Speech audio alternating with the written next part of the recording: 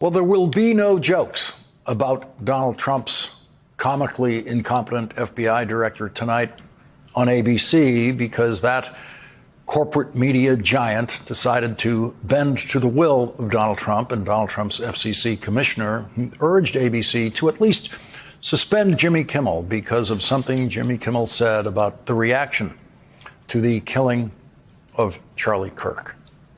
At 8:04 p.m., Donald Trump tweeted, "Great news for America. The ratings challenged Jimmy Kimmel show is canceled. Congratulations to ABC for finally having the courage to do what had to be done. Kimmel had zero talent and worse ratings than even Colbert. If that's possible, that leaves Jimmy and Seth, two total losers on fake news NBC. Their ratings are also horrible. Do it, NBC, 3 exclamation points."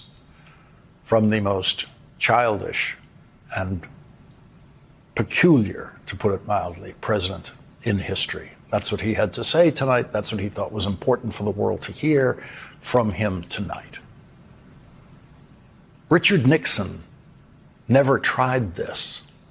Richard Nixon, the most corrupt American president prior to Donald Trump, never tried to get Johnny Carson fired from The Tonight Show for telling jokes about Richard Nixon.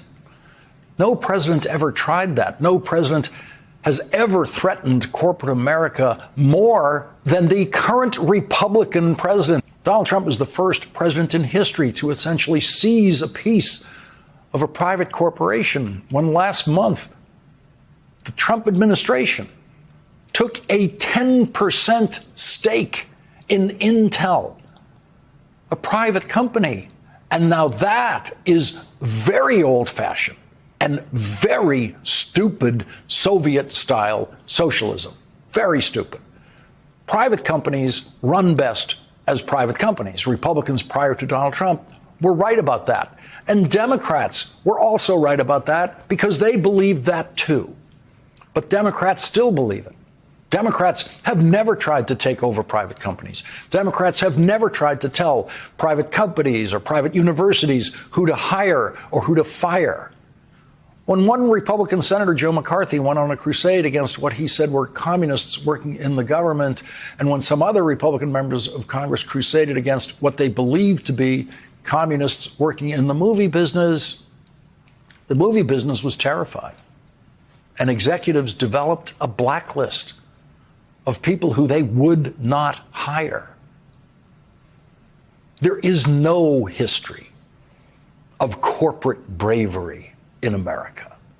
And so it is not surprising that corporations, fearing the wrath of a president who will take action against them, do what that president wants them to do. What is shocking is that the United States of America has such a president. We have never had one before Donald Trump. We have never had a president who would tell his FCC commissioner to attack any networks that employ anyone who says anything negative about that president, who tells a joke about that president. And now we do.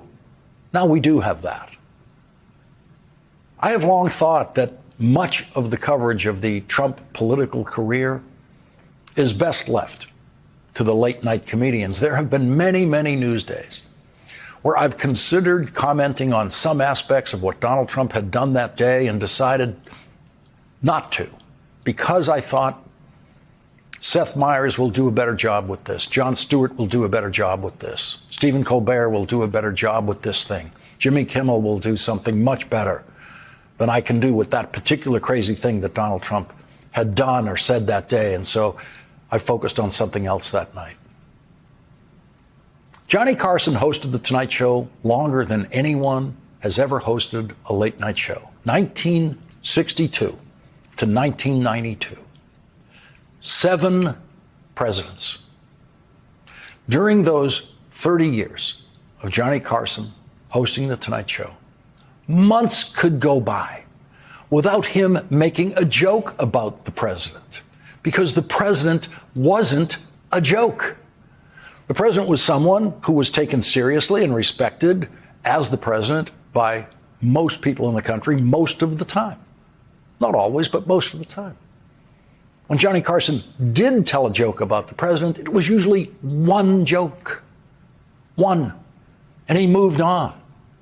An unwritten rule for Tonight Show writers was that Johnny Carson never told more than 3 political jokes in one monologue because Johnny thought that would be boring, because politics was boring. Remember the luxury of politics being boring? How old do you have to be able to remember when you had the luxury of feeling American politics was boring? And you were right.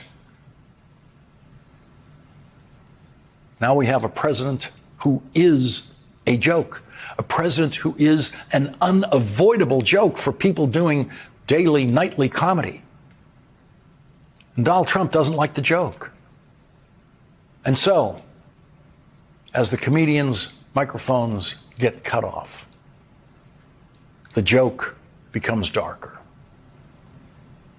We should be shocked by Donald Trump, but no real student of American corporate history can be shocked by American corporate behavior when faced with threats of real socialistic interference in their businesses. Donald Trump wants us to spend this hour talking about Jimmy Kimmel. That's what he wants, and he has had that wish come true on most of cable news tonight. He won't have that wish come true here. We are going to continue to cover what Donald Trump doesn't want us to cover. Donald Trump wants an hour of talk about Jimmy Kimmel because he wants to show off his power to do what he did to Jimmy Kimmel. That is what he wants. He wants outrage over Jimmy Kimmel because that will prove to his most ardent followers that he must be doing something right if the outrage is pouring out there over something Donald Trump has done. And there has been plenty of outrage tonight on cable news. There will be more. That's good. I'm glad it's there. But that's not what this hour is going to be about. And so, as American broadcasters, silence comedians, guerrilla street comedians will come forward to do those jobs. In London last night, Donald Trump was greeted with pictures and videos of himself and Jeffrey Epstein and the fond birthday letter to Jeffrey Epstein with what appears to be Donald Trump's signature, all projected onto Windsor Castle, where Donald Trump is staying during his state visit. That was a serious protest with a British comedic touch, irreverent, to put it mildly.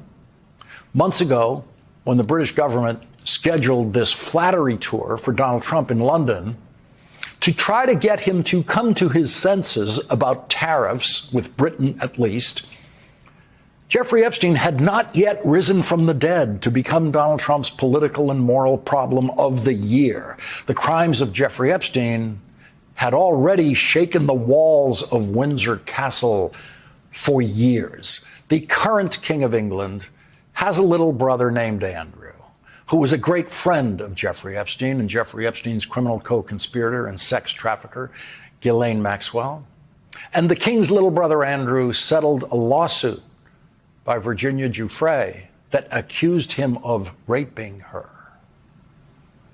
Like the king and everyone in his family throughout history, Andrew had no idea how to deal with public criticism, and so Andrew foolishly tried to do a television interview that would dig him out of trouble, which only made matters worse. Do you regret the whole friendship with Epstein? Now, still not, and the reason being is that the people that I met and the opportunities that I was given to learn, either by him or because of him, were actually very useful.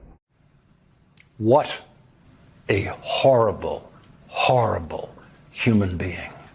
Jeffrey Epstein was very useful to him. That's what the king's little brother thought, still in 2019. Andrew managed to get demoted from a job that isn't a real job because of that interview, because of being so stupid in that interview and being so evil in his relationship with Jeffrey Epstein and being so evil in his retrospective view of Jeffrey Epstein's utility to him. Andrew retained his ridiculous, archaic title of prince, but his penalty was he now had nothing to do in a way that was somehow new from every previous person with prince as a title who had nothing to do every single day of their lives. That was his penalty. That's a prince's penalty. Keep doing nothing for the rest of your life. Take a guy that has nothing to do and officially declare he has nothing to do. And don't let him come to some of the important family gatherings because of his association with the raper of children and sex trafficker Jeffrey Epstein. The last thing the current King of England wanted was the stain of a relationship with Jeffrey Epstein in his family or in his life in any way. That was not to enter his castle. And then, because of Donald Trump's illegal and unconstitutional use of tariffs, the British government got the brilliant idea that the way to deal with Donald Trump is to flatter him with an invitation from the King of England to come to London to be showered in flattery by the family that is already disgraced because of the little brother Andrew's relationship with a raper of children, with a sex trafficker. And so Andrew is not welcome at that table now where Donald Trump is welcome. And Jeffrey Epstein never said that he was Andrew's closest friend.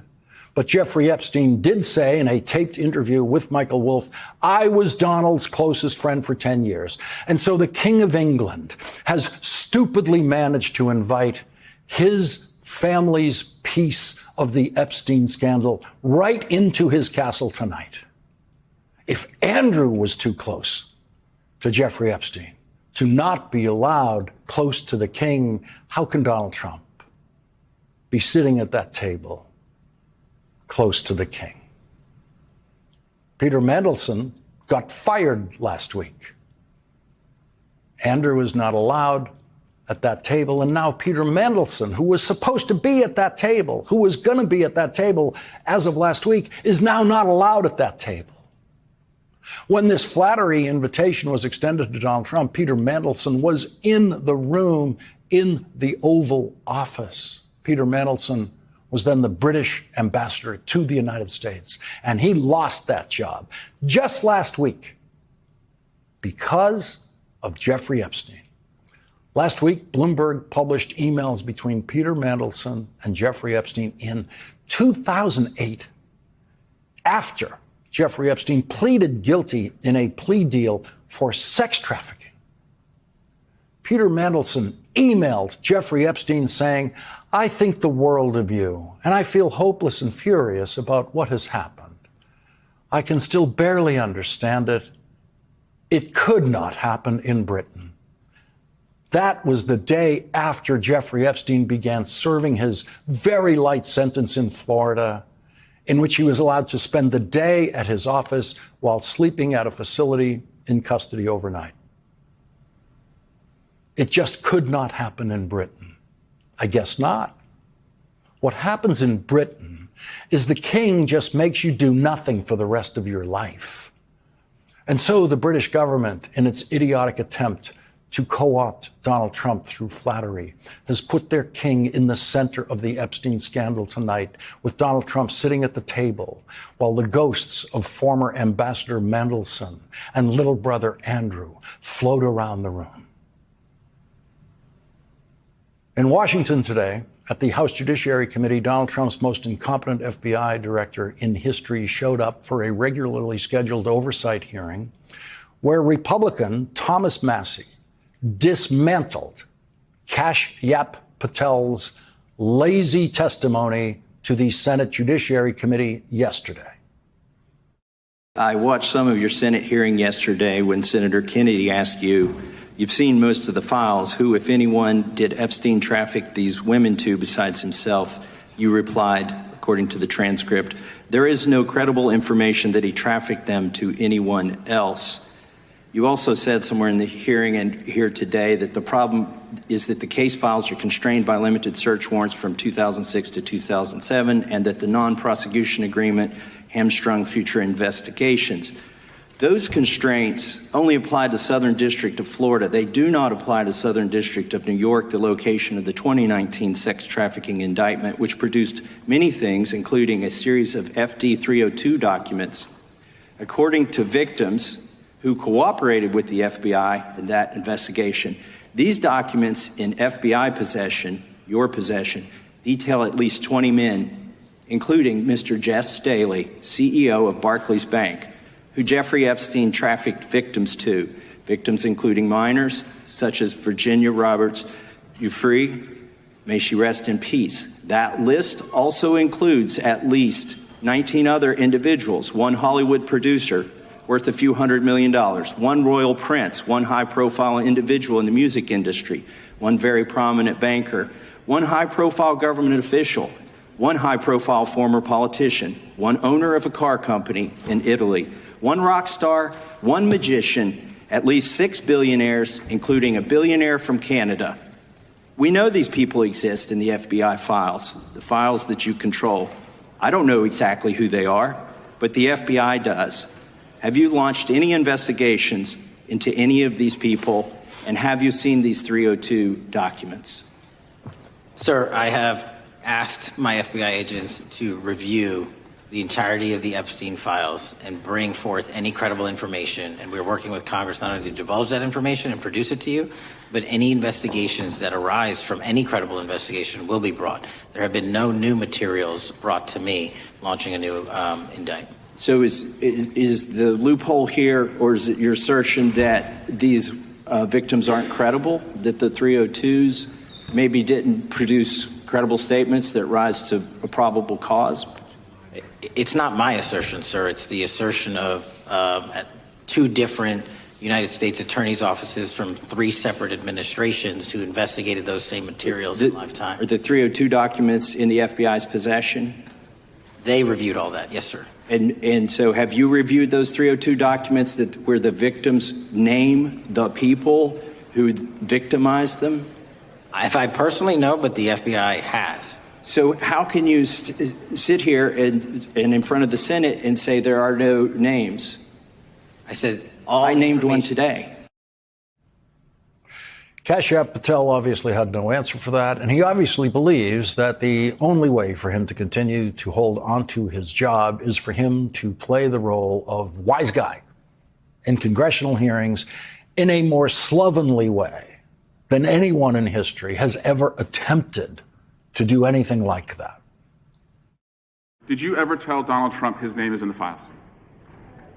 I have never spoken to President Trump about the Epstein files.